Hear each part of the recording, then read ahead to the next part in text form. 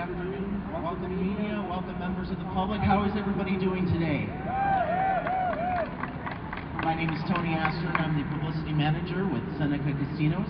It's a pleasure to have all of you here. We are in day 6 of training. So we are right at the halfway point.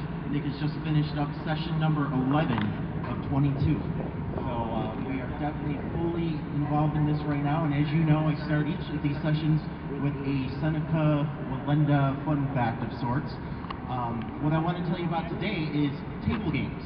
As you may know, we have 100 of them inside of the casino. And table games isn't for everybody. I know, Nick is not into table games. That's okay. But if you are ever interested, if you haven't ever played before, and you're looking to start, we recommend roulette. Why? It's one of the easiest games to play. You've got 1 through 36 on the wheel, and 0 and double 0. Now again, while Nick is not really a table games player, if he played roulette, he would probably pick the number 7. And the reason why? According to Nick, to him, the number 7 represents fullness, and it is God's number.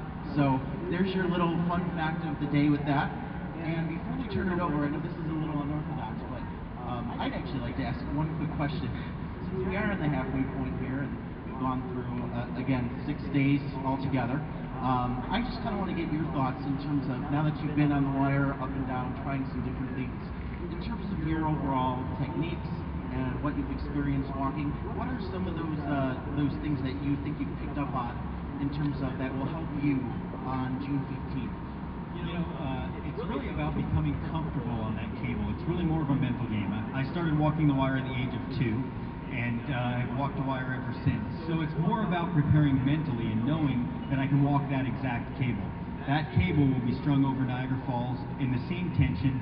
The uphill walk will be the same, as well as the grade downhill. So it really recreates what I'll experience. And then yesterday I had an incredible opportunity where it rained really heavily during practice.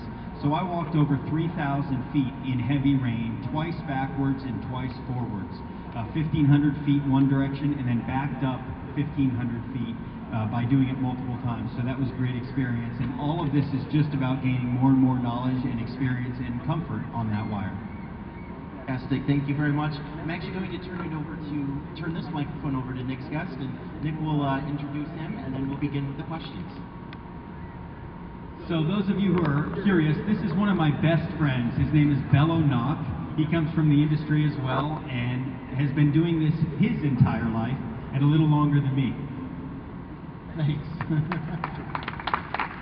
And I'm extremely excited to have him join me today. He happens to be performing in the area just across the water, and he was able to make it for today's practice. And all of you guys got a very cool experience of seeing 2 of us. There's very few of us. We were just discussing this. There's only a handful of people in the world that can actually do a walk like this, and you're looking at 2 of them. So it's quite an experience for you guys as well.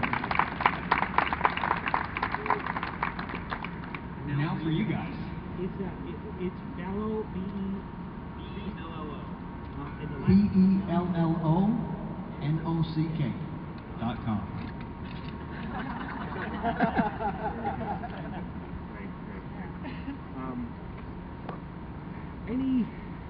Any progress forward in your ongoing talks with sponsors about whether you're going to wear the It's still being worked out. At this point, we haven't worked through those details. We are trying. As I said, my dream is to walk without any tether whatsoever. Again, I think it's more about family history, and I've never in my entire career worn a safety line. And for those of you who don't know, some of our sponsors are coming up and partners and saying that they're not going to be a part of it unless I'm tethered to the cable. So we're trying to work through those details now. Nick, you described it yesterday in our chat as a mechanic. And to me, a mechanic is a guy who puts his Well, that's more of an industry term, I suppose. Yeah. But basically, it's a harness that would be hooked up to the wire. Something would follow me along in case something were to happen. It doesn't keep me on the wire in any way. It keeps me from going all the way down to the water is what it does.